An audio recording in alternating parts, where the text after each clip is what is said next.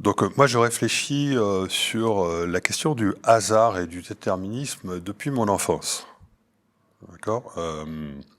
Et je cherche à comprendre le phénomène de synchronicité depuis, je l'ai compris, hein, mais depuis mon adolescence, depuis mes études. Et j'élabore une théorie du temps qui permet de le comprendre depuis plus de 20 ans, 25 ans même.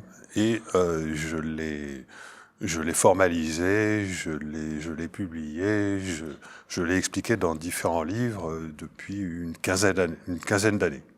Alors comment elle s'est développée? C'est en cherchant à comprendre le phénomène de synchronicité et en ayant compris, d'après les résultats de la science, hein, la relativité générale, la mécanique quantique, mais je ne vais peut-être pas tout expliquer, que le futur était déjà réalisé et que le passé existait encore. C'est-à-dire que si on veut avoir une physique cohérente, on est obligé d'accepter que le futur est déjà réalisé et que le passé existe encore, parce que ce qu'on appelle le présent en physique, ça n'existe pas, purement et simplement. Alors comment peut-être comprendre ces notions? Parce que c'est intuitivement peut-être difficile à saisir de prime abord. Alors on peut le comprendre en considérant ce qu'on appelle le futur ou le passé comme étant tout simplement le territoire d'un multivers. C'est-à-dire que le temps n'existe pas en tant que créateur de ce qui arrive. Enfin, ça ne veut pas dire qu'il n'existe pas un temps qui crée, mais c'est pas celui-là. Nous vivons dans un temps qui n'est pas un vrai temps, qui n'est pas le créateur du futur en train d'advenir. Le futur en train d'advenir est déjà créé comme un territoire qui est déjà créé. C'est-à-dire que, par exemple, lorsque vous marchez sur un sentier, dans une forêt, vous n'êtes pas en train de vous dire que ce qu'il y a devant le sentier, c'est en train de se créer en même temps que vous avancez. On fait cette erreur. L'illusion du temps linéaire consiste à faire cette erreur. En réalité, notre futur est déjà créé, mais il est déjà créé selon de multiples variantes qu'on appelle le multivers. De même que votre sentier de randonnée est déjà créé selon de multiples variantes, c'est-à-dire qu'à un moment donné, vous avez une destination, l'intention d'aller vers une destination, mais vous allez en changer, parce que par exemple, la météo va changer, donc vous n'allez pas prendre le même chemin.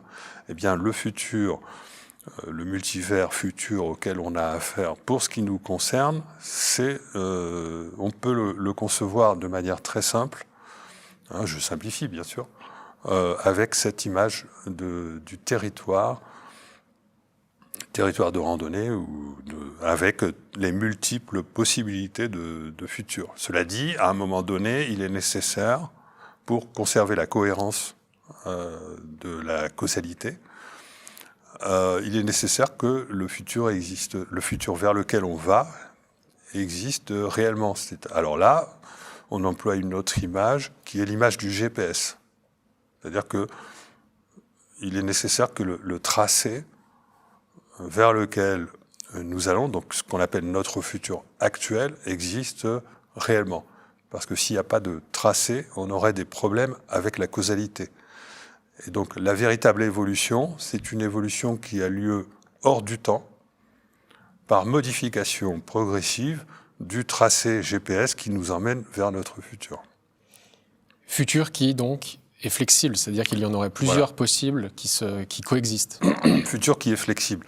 J'utilise aussi une autre image métaphorique qui est plus valable pour l'échelle collective, qui est de dire que tout se passe comme si notre évolution collective, enfin individuelle également, bon, c'est un peu comme si on avançait dans un tunnel invisible qui oriente nos pas et donc notre destinée pendant toute notre vie. Or, ce tunnel, il peut bouger, et donc notre futur peut changer. Et pourquoi est-ce qu'il bouge? Parce qu'il est plongé à l'intérieur, ou alors, simplifions les choses, hein, parce qu'il faut voir les choses de manière plus simple. Donc je simplifie.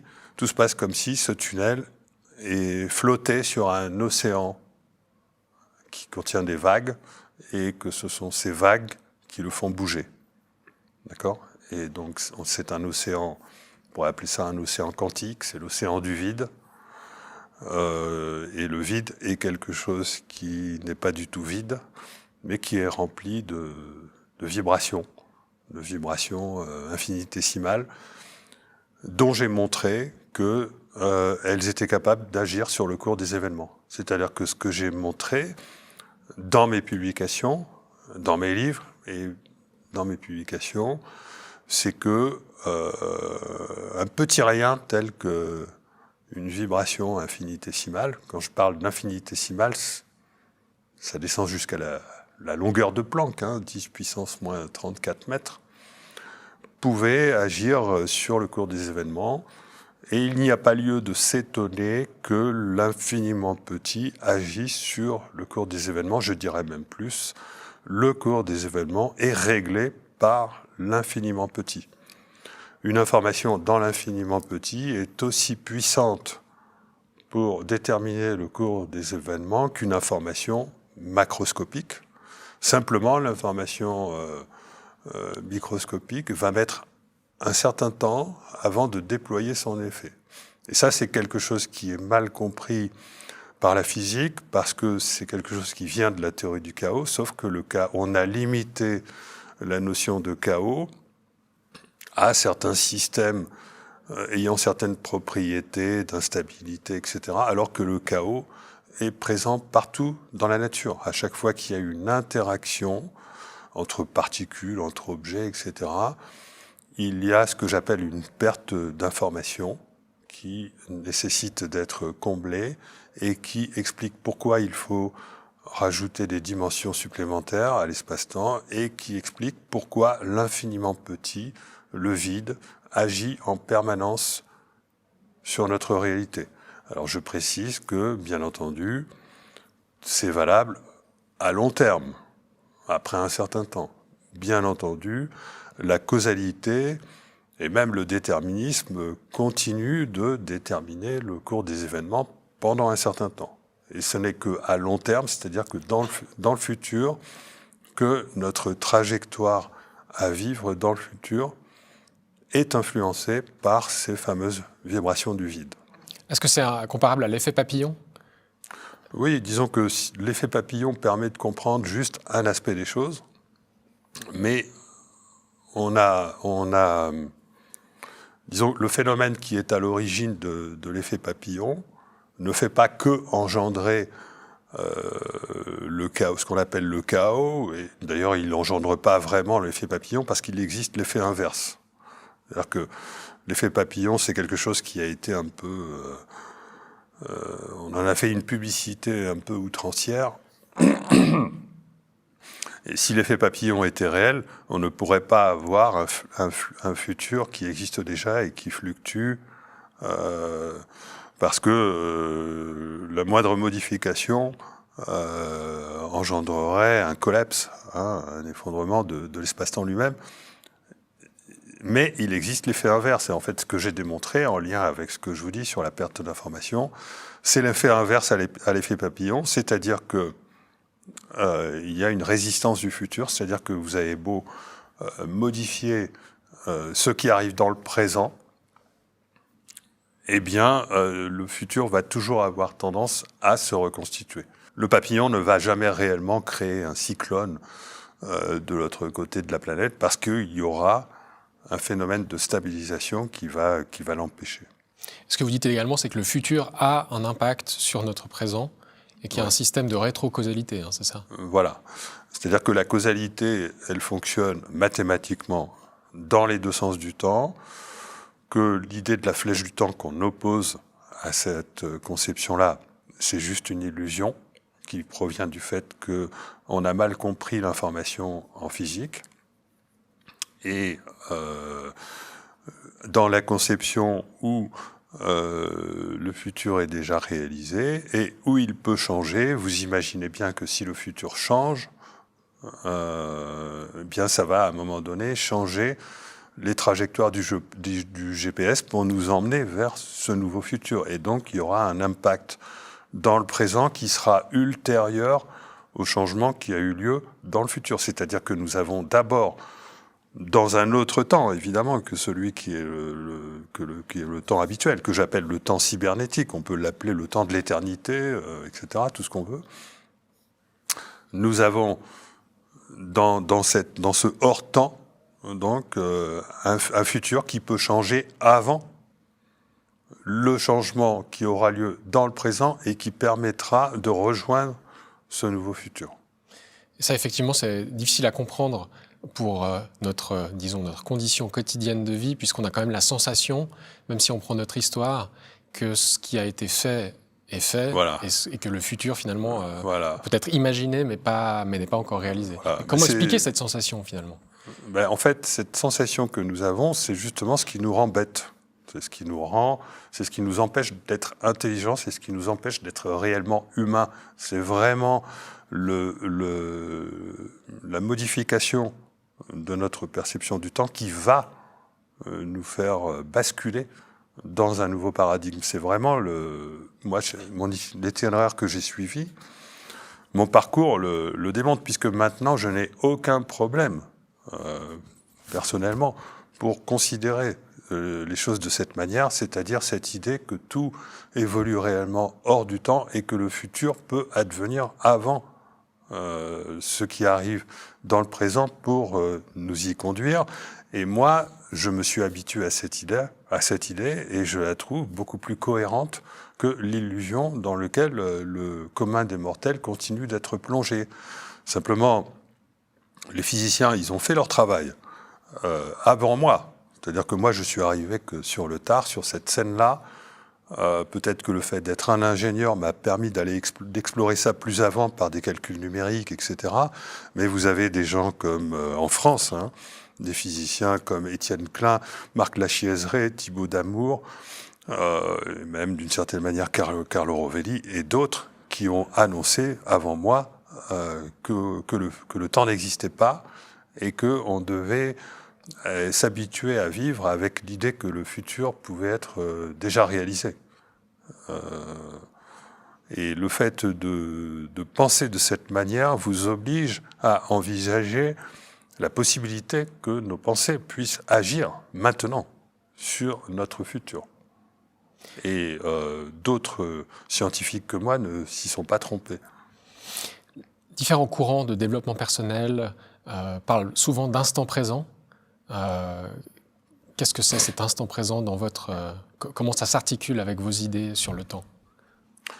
Alors, il y a l'instant présent, qui est le présent tel qu'on le ressent, et il y a ce qu'on appelle l'éternel présent.